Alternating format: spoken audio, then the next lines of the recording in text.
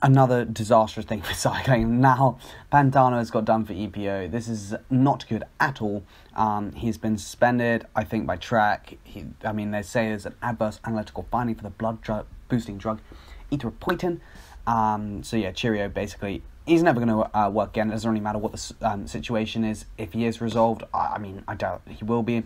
Cardozo got 4 years. They're saying Remy de Gregorio and a couple other people. So you can see more people doing EPO recently than I'd say there were. Maybe 5 years ago. But obviously compared to like 20 years ago, 15 years ago, not as much. They're just saying another second tier rider turns to doping after not being able to keep up the top teams. He should just train harder. Astana and Michelin should have shown how to win clean. There's a lot of people saying that the racing is really fast now, and that it's got ridiculous. So we can see Pantano's results, and they're pretty unspectacular, to be honest. 51st in Tour Down Under, 18th Herald Sun Tour, 20th in Hope Var. Not great. Paris-Nice, 54th. He did win a Tour de France stage back in the day. Like he has done pretty well. And then Catalonia, I think, was when he got popped. It's quite interesting that he is doping and he can't keep up. Richie Porte has some very interesting comments to say as well.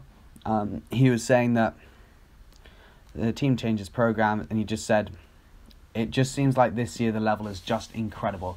I think that's because we've had a good winter and guys didn't really lose that much. But so many of the Peloton horse at altitude already.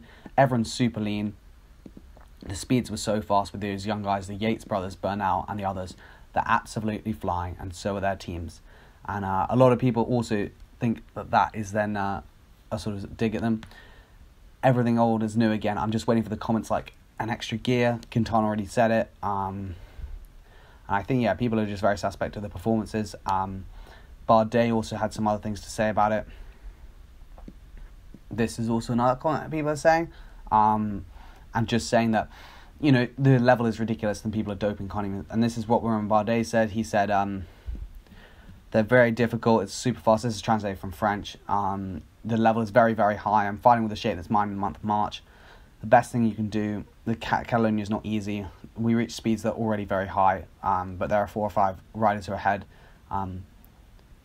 And there's a big gap between the top guys. And then someone says, I want to see what the analysis on Chrono Watts is. If you don't know what Chrono Watts is, this little lad, Frédéric Portelou. I think he's some sort of French sports scientist. But anyway, he goes, so he's saying basically, so this is, there's Tour Catalonia. I don't want to show it because I think my video might get taken down. But basically, so they climbed La Molina, and they're saying the high average speed was 25 kilometers an hour.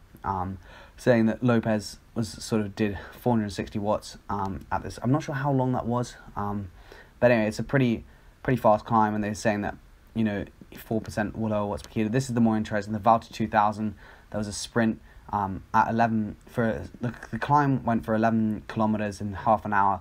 This is probably about 400 watts, around 6 watts per kilo. So obviously that depends, but that's still pretty incredible. 400 watts for like half an hour. Yeah, that's pretty sus. Halfway through a race. And then the average standing powers, and then they also have some other climbs. Like this one was 9 minutes 45 at 6.45 watts per kilo, which again is pretty nuts.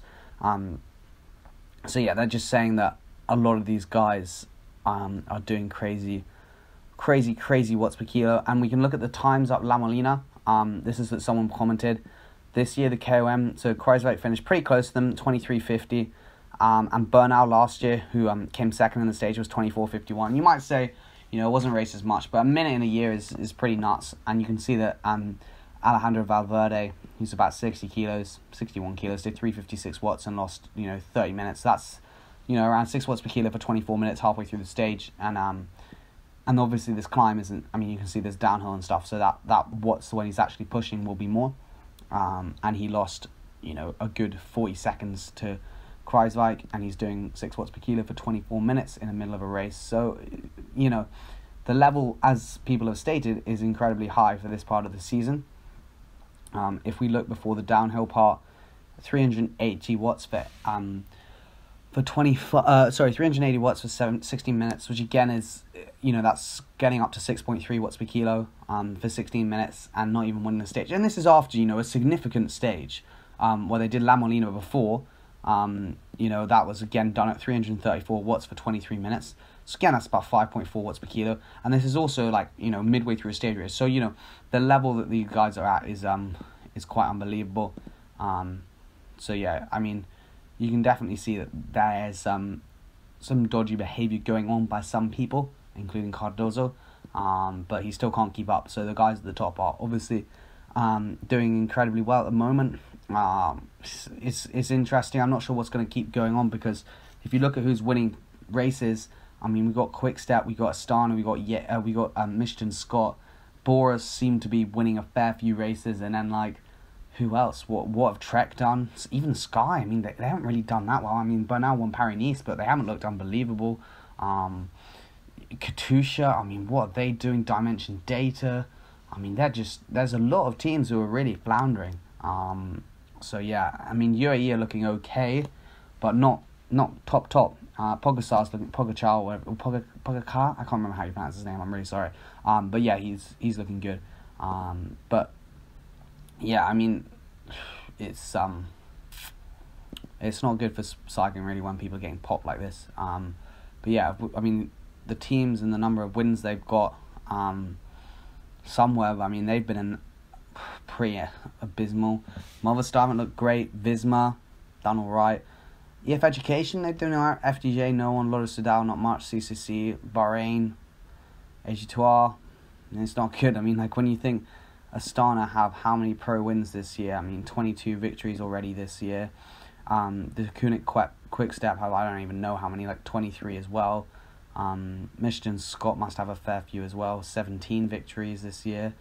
And then we compare to like Lotto Soudal have 6. And then you compare to Katusha, who I don't even know, I think they've won 1 victory.